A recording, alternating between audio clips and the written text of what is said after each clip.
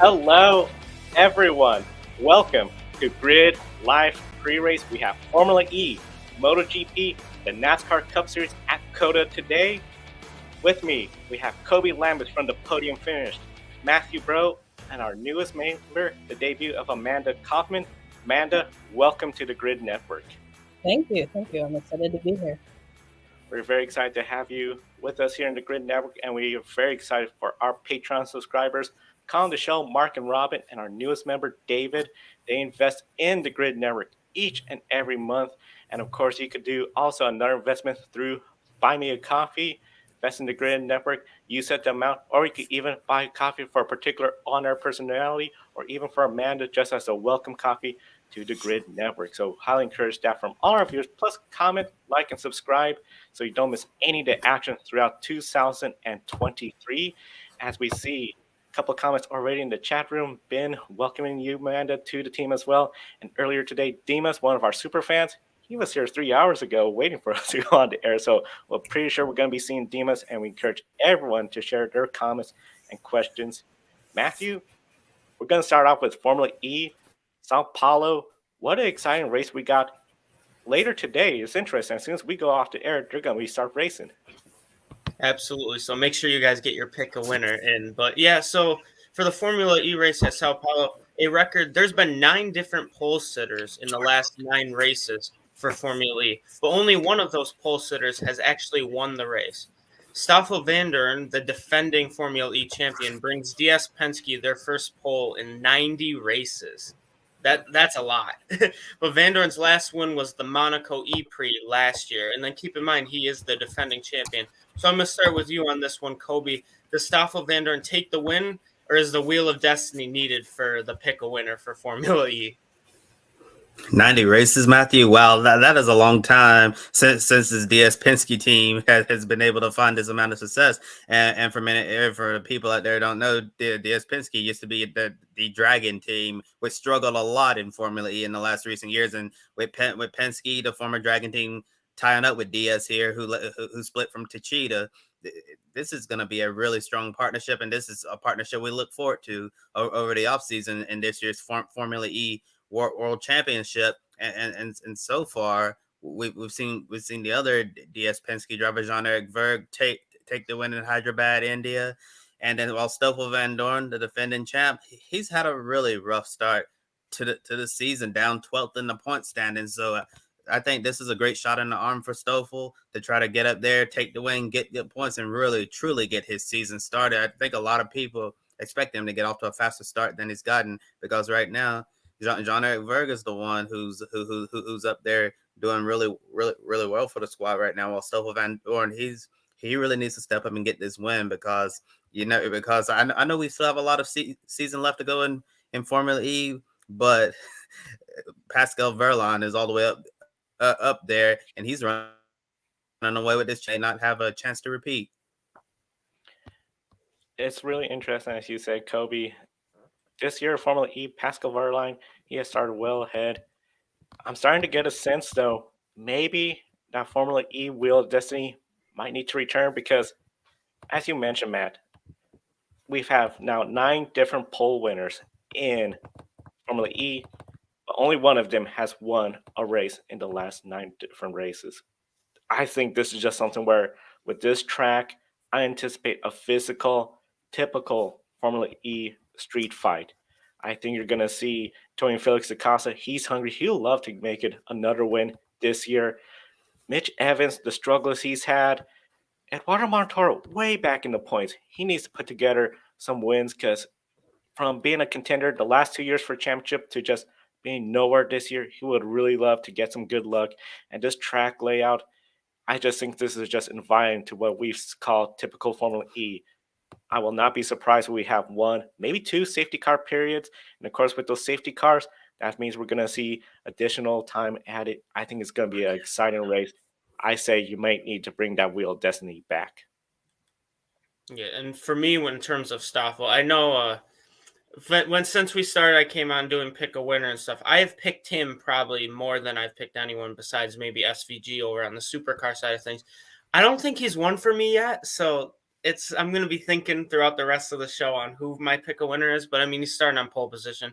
DS Penske's first pole position in 90 races. I mean, that's really a significant amount of races. So I don't know what's going to happen though. But he was top 2 in standings last year, but now obviously winning the championship.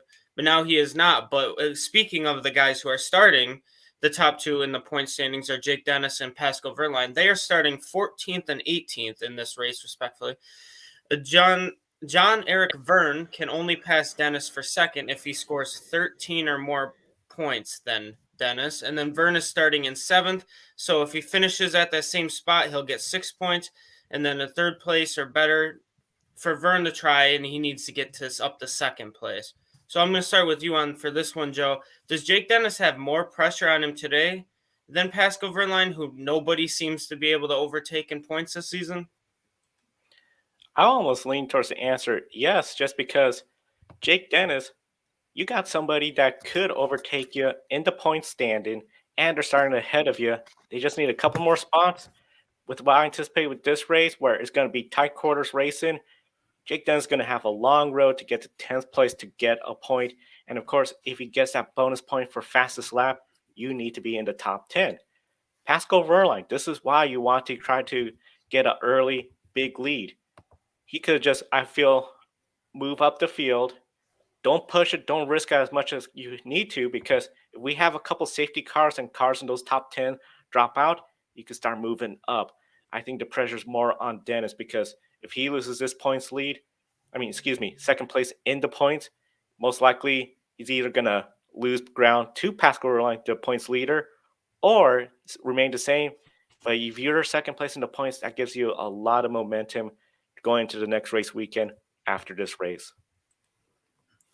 Yeah, I think Jake Dennis is going to have quite a bit of pressure on him, especially the missed opportunity last time out in the Cape Town E-Prix when Pascal Wehrlein ended up retiring from the race, and Jake Dennis did not get a points finish, and that was a big blow for Dennis, because if he had gotten points, the championship gap would be a lot smaller.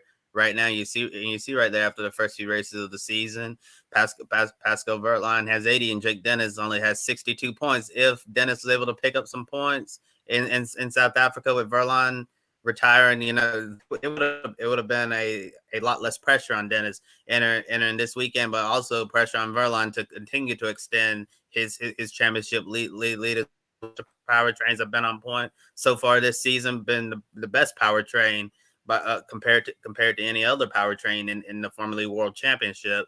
So I think the advantage is certainly at Pascal Wehrlein. We just have to see if he bounces back from that retirement in the Cape Town E-Prix. Yeah, and one thing we've noticed from Formula E is if you start towards the back of the grid, it is very difficult to make your way up to the front unless there are safety car periods. So I think definitely there will be more pressure on Dennis, solely because he is the closest to Wehrlein in the standings, and it seems like Wehrlein's been running away with it. So I think it'll be a confidence booster for Dennis as long as he can finish ahead of Wehrlein in today's race, which will start pretty much after we're done here. But another couple guys who are both in row 2, though, Mitch Evans and Eduardo Mortara, both of them were championship contenders. They both have had rough starts to the 2023 season, however, so they are very hungry for a win. After today's race, there are only 10 races left in this season. We're on race 6 of 16. Evans sits 13th in points. Mortara sits 19th. For you, Kobe, do you believe they are both in a must-win situation? Absolutely, Matthew. I think those two drivers are definitely in a must-win situation. It's really uncharacteristic, seeing Mitch Evans way down there in points and Eduardo Mortara. We know how strong he was last season. After the first 5 races, to have 3 retirements, that's something we're not used to seeing from Eduardo Mortara at all. And Mortara, Evans, those are two drivers that we really expected to be in championship contention at the start of the season, and for them to have such a disastrous start to this year, not even been in the fight, it definitely been an early season disappointment. I think if they really want to improve their championship positions and try to get up there in the points, they really need to go out there and win today. But I'm not sure if they're going to be able to do that. It's going to be interesting to see how the start goes. I think that's going to be a good indicator of their approach. But I agree with Kobe. They have to go out there and win. The only way I feel if they were to get top 3 podium, of course that's going to be 15 or more points. If Pascal Wehrlein, Jake Dennis doesn't score any points, then I feel like they're still got a shot. But if they don't go out there, get the wins, and then you see Pascal Wehrlein, Jake Dennis score some points, it's just going to get harder and harder as the rest of the season draws closer to the end of the season. So overall, I feel they are in a must-win situation. If they can't get that win, they're going to need some luck on their side with the top 2 in the points. Getting bad luck, and even John-Eric Vergne, yes, he's quite a ways behind the top 2 in the points, but if he just slowly, he's up in 7th place right now, starting for this race. If he could get some points, he could pull away from then. Mitch Evans, Eduardo Montoro, I'm anticipating an aggressive start from them to try to get the lead very early on. And of course, if they don't do that, it's going to be very aggressive when everyone's taking their attack mode and trying to get position. Yeah, definitely. And I think, honestly, I think we're getting to a point in the season in Formula E where Verline so far had that. I feel like most of the grid, maybe from like 7th beyond, might be in must-win scenarios. Granted, I know we're a little early, but in order to get those points, you really need to be up front. And it seems like it's been a struggle for a lot of the teams, except for Verline, except for Jake Dennis. So I feel like not only are these 2 drivers in must-win situations, but I feel like anyone even remotely near them in the point standings is kind of like they need to get it done here. And this is a high-speed track. We saw track records being set left and right during both free practices, during qualifying for this Sao Paulo E Grand Prix. So I'm excited to see what's going to happen. I know it starts a little after the show, right before the truck race at COTA, so we got to figure out what's going to be on my laptop, what's going to be on my TV, my iPad. But yeah, so I'm definitely excited for this one. Yeah, certainly, Matthew. And with that said, I guess we'll move over into MotoGP. And the 2023 MotoGP season is underway, and the first sprint race is in the books. Before we go into the sprint results, here's an update on Pol Espargaro, who was in a serious crash yesterday in the second practice session. He was conscious but fractured his jaw, dorsal vertebrae, and suffered a lung injury. This morning, as anticipated, Pol was ruled out of the race, and an air fence has been added yesterday. Marc Marquez said an air fence was needed now, not next year. Joe, is there a serious safety concern about Portimao hosting MotoGP? And can you describe what an air fence is for the fans who are unaware of that? Yeah, air fence essentially is an inflatable fence that is put up, and this is really handy where you have an area where you don't have a long runoff. What we saw with the crash yesterday, unfortunately, tumbling towards the gravel trap, and that gravel trap was pretty narrow, so he went and hit the fence. So if you have that air fence there, it will absorb a lot more energy from the rider and from the bike. Overall, the track, it has been hosting MotoGP for quite some time since the reconfiguration in 2020 and the pandemic. They've been coming here annually. A few years beforehand, they were not coming, but they have been racing here before. The big thing is it is a challenging track. A lot of elevation change, especially the final corner, turn 15, where you're going, making that long right-hander, going downhill, and right before you get to the front straight, you start going back uphill. So all of a sudden, you're going to get a lot more grip. Very tricky for all the riders. And overall, this track, a lot of folks call it a roller coaster because of those elevation changes. It was really good to see MotoGP did put up that air fence today. The air fence looks very similar to a tire barrier, but you just notice the ridges look a little bit off compared to a tire barrier, where you can see those tire barriers and the ridges there.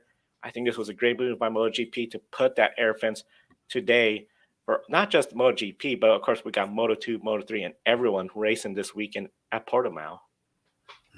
Yeah, for sure. And it just goes to show that MotoGP is serious about safety, and they care about all their riders, want to ensure that everyone's going to be safe in the event of a crash. And I definitely want to wish Pol Espargaro a speedy recovery, because those injuries he suffered seem really, really nasty. And today was the first MotoGP sprint race every race weekend. We'll start with a Saturday sprint. It was a wild start with Fabio Quartararo and Joan Mir colliding on lap 1. Mir out. And Nea Bastianini was taken out on lap 2 by Luca Marini. Marco Bezzecchi went out, so 3 Ducatis in the first 3 laps. Jorge Martin, Jack Miller traded for the lead. 7 riders less than a second for the lead, but at the end, an all Ducati battle for the win between Jorge Martin and Pecco Bagnaia, and Pecco ended up taking the first MotoGP sprint race win. So, Joe, how did Pecco Bagnaia, the defending champion, look compared to the Pecco of 2022 and 2021 in the short sprint race?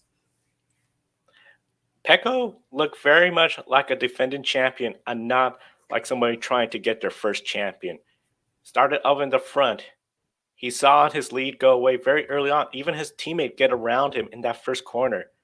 I didn't get a sense that he was trying to rush to the front, even though this is a much shorter race. He just seemed to run his own race. And I think that's very important because in the past, we've seen him make mistakes, go out of the race, crashing out. I did not get a sense he was going to do that today. He rode a very smart race today. Overall, if you're looking at him as being a defending champion that is going to go out there and compete for wins each and every week, not just because they have a good bike, but also they have the qualities you need in a defending champion with that additional pressure. He displayed that today, in my opinion, in this short sprint race. And overall, I think he's going to be somebody everyone's going to have to deal with in the sprint race. And a couple of comments in the chat room. Adam, Marc Marquez is back. He's going to win this year. And welcome to Amanda again. And then Casey, what do we think of the MotoGP sprint race?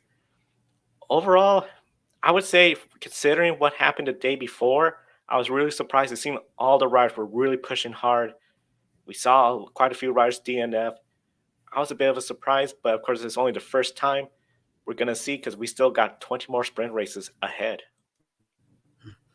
Yeah, my thoughts on the sprint race is the same as it was last year. I'm still not a fan of them at all. I wish they'd go away, but hey, it is what it is. MotoGP said we're doing sprint races, and that's exactly what we're going to be talking about here on Grid Network every single weekend until they say otherwise before these races. As far as Pecco Bagnaia goes, it really see he's carrying the momentum from his championship winning season, and he is the rider to beat right now in MotoGP. But it'll be interesting to see who can take him down. No, Fabio Quartararo, his championship rival last season. Remember the story? Quartararo getting a big championship lead, and then Pecco Bagnaia slowly but surely just clawing away and getting past him. It seems like Quartararo is in quite a slump, and we'll be watching to see if he can break out of that and get back on the top step of the MotoGP podium. But one rider who may pose a challenge to Pecco Bagnaia this year, now that he's fully healthy, is Marc Marquez, who started on the pole, ended up coming home third in the sprint. So, Joe, what did you see from Marc Marquez in the sprint race, and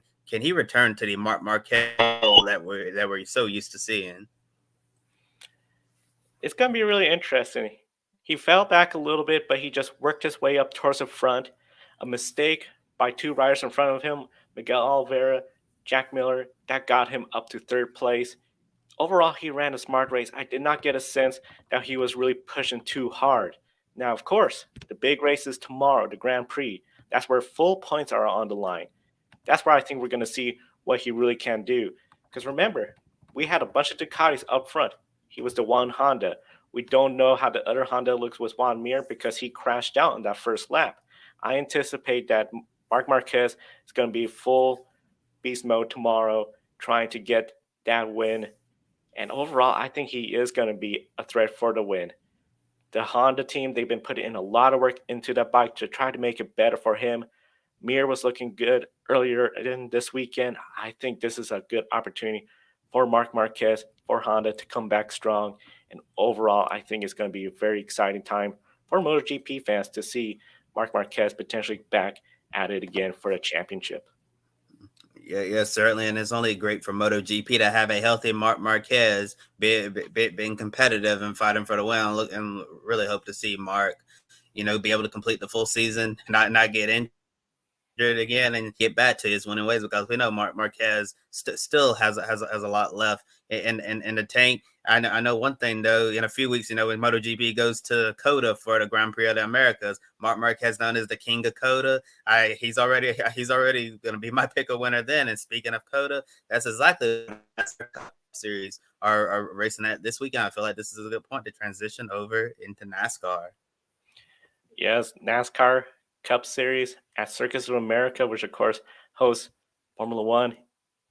We got MotoGP later on, and then right now the NASCAR Cup Series at COTA. I think it's very exciting. Matthew and Amanda joining us for NASCAR coverage and Circus of America. Once again, NASCAR Cup Series, we have 39 cars ready to qualify today, and we might see some surprises because we have this weekend Jenson Button, the number 15 Rick Ware Ford. Connor Daly's back with the money team. Jimmy Johnson, Legacy Legacy Motor Club in the number 84 Chevrolet. And Kimi Räikkönen with Project 91 and substituting for Chase Elliott, Jordan Taylor in the number 9 Chevy. The teams that won here a year ago, of course, Ross Chastain with Trackhouse, and the year before, Chase Elliott with the number 9. Chase is not here. Without Chase, without crew chief Alan Gustafson, Amanda, what would a good result look like for the number 9 team? Yeah, well, I think that Hendrick has a pretty good history here with Chase. And then obviously with him out of the car, things are going to be a little bit different this weekend. But I think leading up to the race, Jordan Taylor was even saying himself that he would think that top 10 was what he was aiming for. And it seems like he's been fast already this weekend. And we can expect a lot of him with such a good record on road courses. So I think we definitely shouldn't count them out for potentially even winning the race. But I think that anything within the top 10 would be a really strong showing for Hendrick this weekend. And absolutely, I 100% agree with that. I mean, this is a 3-time, I believe, IMSA champion and then 24-hour Le Mans champion in Jordan Taylor taking over this car. So it's not like, granted, Chase Elliott might be one of the best road course drivers in the NASCAR Cup Series we have ever seen. Jordan Taylor might be one of the best current road course drivers in all of motorsport. So to see Jordan Taylor come into this car, like watching qualifying and stuff, he's been up in the top 3 speeds consistently. I mean, this is new for him. Obviously, he's the Garage 56 test driver and he's still involved with NASCAR in some sort, being with Garage 56 as well as being in the race today. So I think top 10 is absolutely a realistic goal. And just like Amanda said too, I would not be surprised if we saw him anywhere near the top 5 or even getting a win in his first career Cup Series start. Jordan Taylor's a wheelman. There's no doubt about that. Absolutely. And even without the main crew chief, even though Hendrick has undergone that penalty of that they are appealing very soon, I still think with Jordan Taylor in this car, there is no better fit to put in this position. And I really do think Jordan Taylor I think he'll finish best of the guys like Jenson Button, of Kimi Räikkönen, of Connor Daly, of Jimmy Johnson, just solely because of what we have seen these past couple of days. Very excited to see what's going to happen. Comment in the chat from Casey Campbell, welcoming Amanda right here on the Grid Network as well. And we encourage everyone to comment with their thoughts and opinions on this weekend's race at Circus of the Americas for the NASCAR Cup Series. Overall, it's going to be really interesting to see how does number 19 respond. I think you brought up some great points, Amanda. It looks like this team should be a top 10 contender and even potentially a winner because Jordan Taylor, with the experience, the notes that they have at Hendrick Motorsports, and this team, Hendricks, you got to remember too, one of the drivers fighting for the win last year, Alex Bowman, on that last lap, which everyone remembers. Another person, and that was in part of that last lap battle, and is a favorite potentially for a race win, AJ Allmendinger. He has had a rough start to 2023. One top 10 finish. The best finish outside of that top 10, 16th last race weekend. We know he's great in these road courses, but we also know, at least with the NASCAR Cup Series, these road course races, they could get very physical, beating and banging, as we saw last year with him, Alex Bowman, and Ross Chastain, those 3 fighting for the win at the end. Chastain pushed Bowman and Allmendinger out of the way to get that win last year. Matthew, if AJ Allmendinger was to find himself up towards the front and know it's going to be a physical battle for the win, does he still go for the win, or does he settle for a good points finish? I think AJ Allmendinger and Kyle Grayson are in a point where they need to go for a win. And I said way back when they first announced AJ Allmendinger is going to be driving the 16 full-time in the Cup Series, I said he will make the round of 8, and I still believe that even he's sitting outside the top 20 in the point standings. His teammate Justin Haley, unfortunately, we all have more points than him still, but that's a whole different conversation, a whole other day. AJ Allmendinger was likely going to win this race last season. I still would argue that he might be one of the best ever in this sport in terms of on road courses. I mean, I think he needs to be physical. I mean, Chastain, Bowman gave him a great battle. He just got the short end of the stick last season, unfortunately, where Bowman gave Chastain a nice push, and then Chastain got behind Allmendinger and needed to do the same thing to get that win. Those are colleague teammates, previous colleague teammates with Chastain and Allmendinger. But if you look at Allmendinger's road course stats, not his 2 wins, though, that he has before with JTD Dotery, but when he's been driving the colleague Chevrolet, he's finished 7th, 5th, 29th, 1st, 38th. That was before the next gen car. He won at the Indy road course, obviously. But last season being part-time, he was up in the top 3, then finished 33rd at the Circuit of the Americas. But he 19th at Sonoma, 9th at Road America, 7th at the road course, 2nd at Watkins Glen, 4th at the Roval. These are all very top-tier finishes for AJ Allmendinger. So it would not shock me one bit if we saw him at least on a podium tomorrow. It wouldn't shock me again, though, if he wins this race. There's many reasons to why he is the favorite here today. One of the favorites, at least besides Chastain. Allmendinger, he is in the top 5 at the moment in qualifying as it settles down on my lap, on my iPad next to me. So he's got to be a great pick for anyone who's just joining for Pick a Winner, because Allmendinger is a road ringer. So that's all I'm going to say about that one. Yeah, and I agree with all that. And we have a few comments in the chat here. Ben says, Steve Letarte said on Dirty Modo that it would be a slap in the face for Cup regulars to suggest that Jordan could win on debut. But he didn't rule out a top 10 finish, though.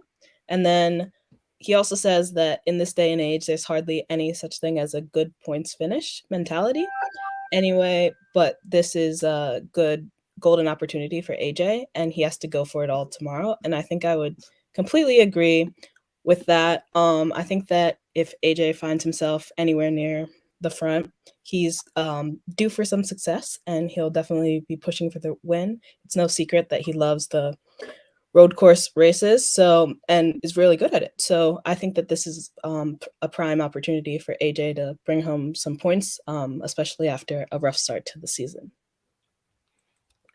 Prime opportunity to bring home some points, and I have to agree with you, and especially that comment from Ben. A good points day, that doesn't lock you into the playoffs, and we all know AJ, he could get pretty physical as well too. If roles were to reverse on that last lap, if he's behind Ross Chastain, I think he's going to give Ross Chastain the bumper, and we know if it's Denny Hamlin behind Ross Chastain, that bumper is most likely coming as well. Yesterday, NASCAR, they allowed a 15-minute practice session for the Cup Series drivers. And what we saw yesterday, Tyler Reddick was the fastest. Your top 5 was Tyler Reddick, Kyle Larson, Ross Chastain, Kyle Busch, and Daniel Suarez. Right now, qualifying is underway. So, Matthew, can you give us an update on what's going on with qualifying right now at the moment? Yeah, absolutely. And sorry about that little lag there. It looks like NASCAR app just kicked me out, but it looks like William Byron has earned the pole position. I believe it was a new track record or something along those lines. Tyler Reddick was the only driver originally who set a 2:10 lap time.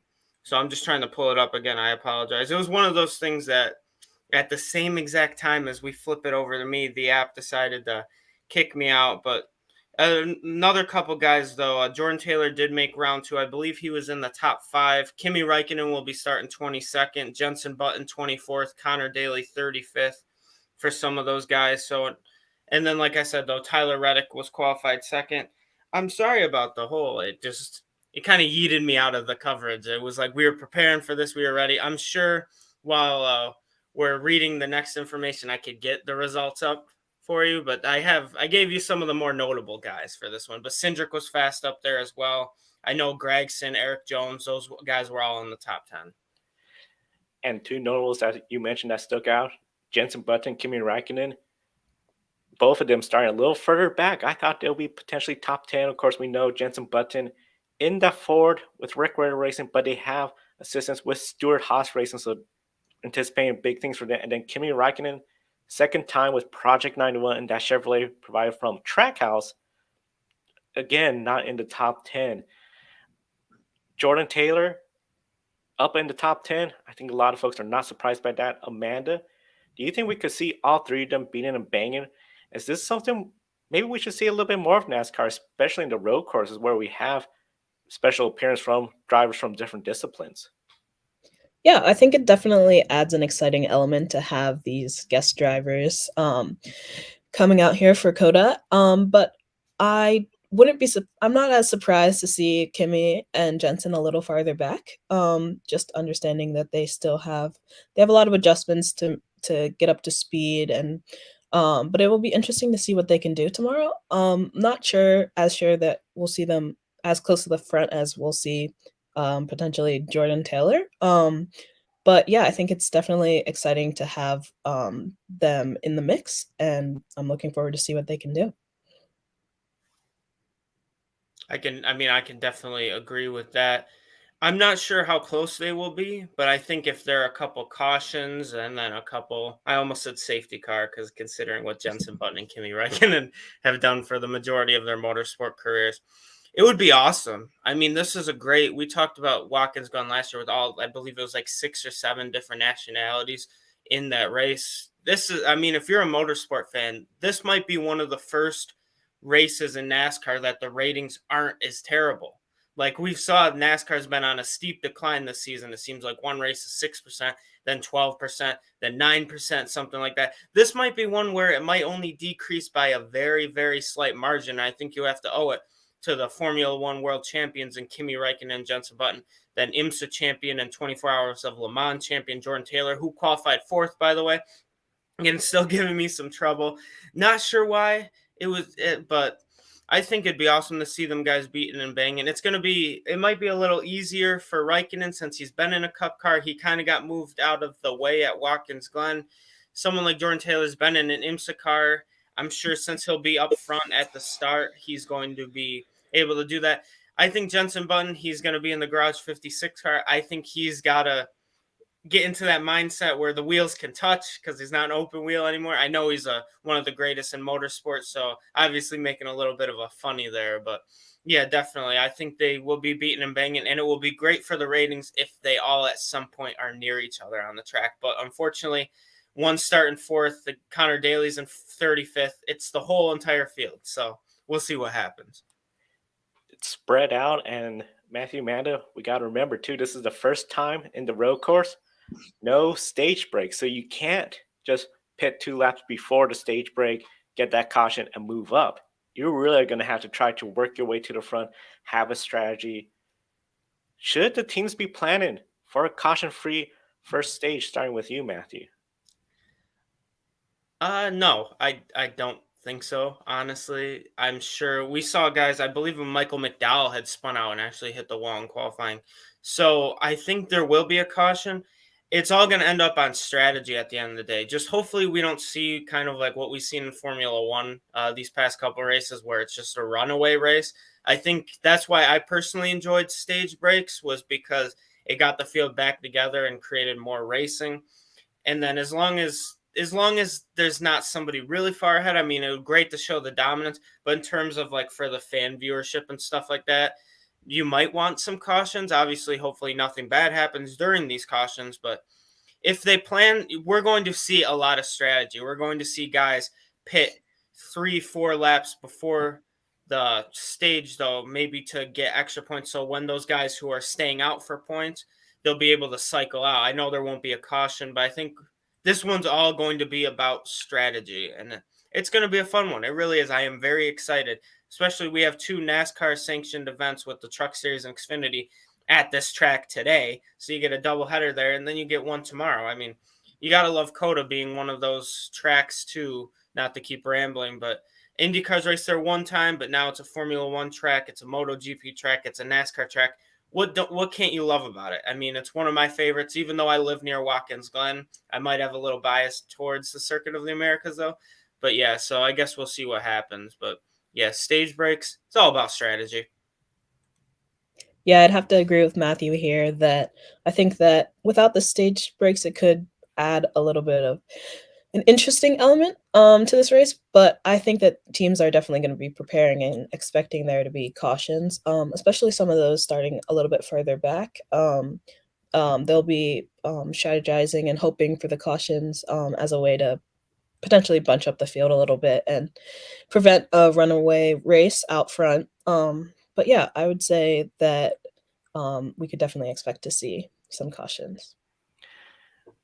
Caution is going to be really interesting because it seems like quite a lot of races so far. The first two stages, little to no cautions, but then that third stage, now without the cautions for the stage breaks, it's going to be really interesting dynamic for this race.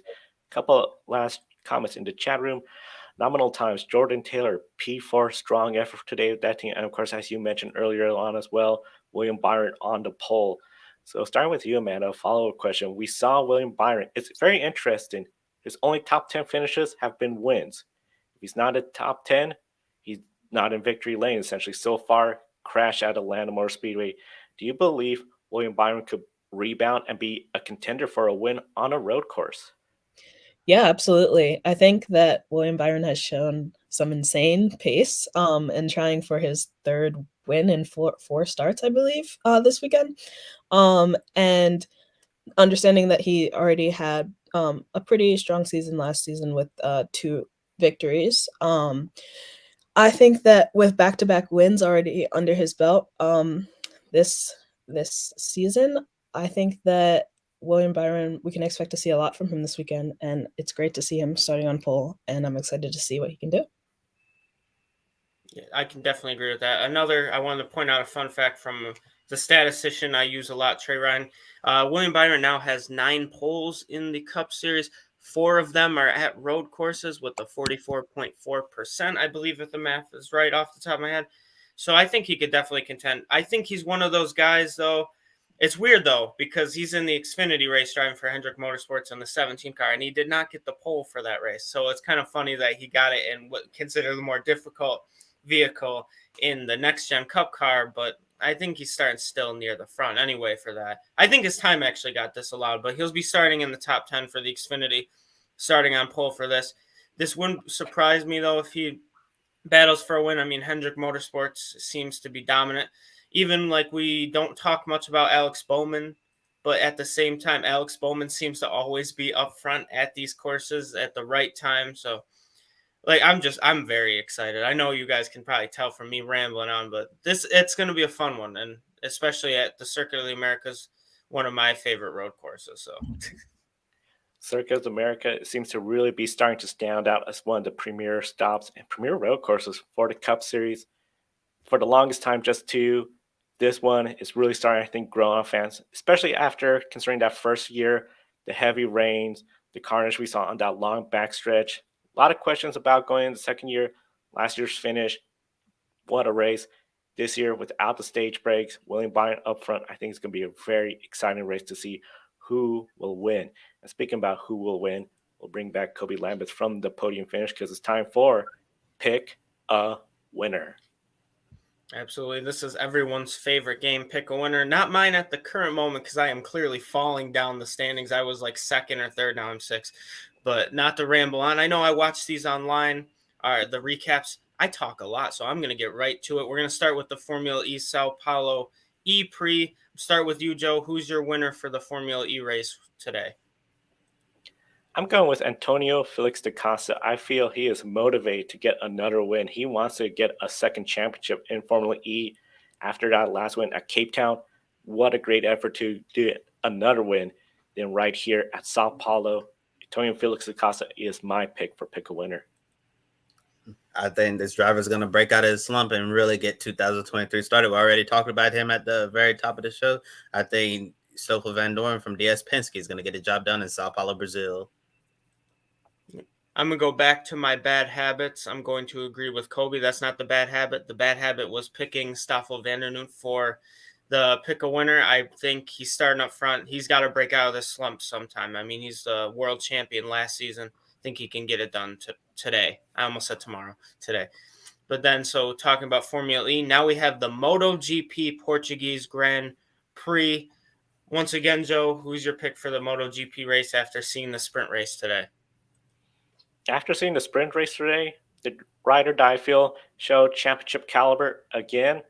Pekka Bagnaia, I know almost everyone has picked him for Pick a Winner, but he just looks really strong. Unless he has bad luck or makes an uncharacteristic mistake, Pekka Bagnaia is going to get the win. Yeah, I have to agree with Joe. I think Pecco's going to sweep the weekend and get me 2 very important pick a winner points as we try to catch our Formula E expert, Edward Hunter from Formula E Zone. And originally I went with Fabio Quartararo. I might as well delete the tweet, Joe, because I'm changing all my picks now.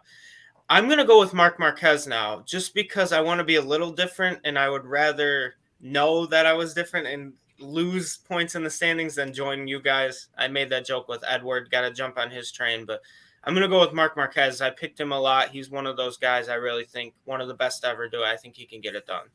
And then we talked Formula E. We talked MotoGP. Now we're going to talk about NASCAR, bringing in the Echo Park Grand Prix at the Circuit of the Americas. Amanda, this is your first pick a winner. Who do you think's going to win this race tomorrow? All right. Well, for my first pick a winner, I think I'm going to keep it simple. I'm going to go with a win from pole for William Byron. I think that he's come out of the gate with a ton of pace this season, and I'm just really excited to see what he can do on a road course. Although I'm hoping for an exciting race, I'm going to stick with a win from pole. I'm going to go with a road course expert. I'm going to go with AJ Allmendinger. He almost got it done last year. He's going to get that win, get himself into playoffs, and then allow that team to just start preparing for the playoff tracks and really set up a good playoff for him. AJ Allmendinger is my pick. I really, really want to pick Jordan Taylor to win this race. I really do, but I just can't do it. And the reason why I'm not going with Jordan Taylor, although he's in a really good car and he's one of the best American road course racing drivers in the world, is because late in these races, in these NASCAR races particularly, you see a lot of slam and bang action and when you're in road course racing, open wheel racing, these drivers are used to etiquette and not running on top of each other. So I think Jordan Taylor is going to have a great race, but once we get into these late race restarts, potentially going to overtime, I think that inexperience in NASCAR racing could really hurt Jordan, but getting roughed up a little bit. So that's why I'm going to go with a safer pick. I think Austin Cindric from Team Penske's going to get the job done. Cindric is a really great road course racer, strong road course background, and I think it'll be his time to shine in Austin, Texas. I love it. We all pick someone different. This is absolutely amazing. I'm going to continue on that train. Someone we haven't talked about had a horrible start to the season, was behind a teammate in Travis Pastrana for the first couple races, then gets a couple top fives. Driver, I have to pull out the diecast. I don't have a Reddick one, but I think Tyler Reddick, who won 2 road course races last year, slowly becoming one of the kings of the road courses, maybe the prince. He set a 210, only driver to do that. I really think Tyler Reddick can finally get it done for 23XI. And finally for Toyota, they still haven't won this season. Still no wins for Toyota. 4 different picks. Encourage everyone to chat room, share your picks before we go off the air because we are out of time. And we want to once again thank our Patreon subscribers calling the show, Mark, Robin, and David, for investing in the Grid Network every month.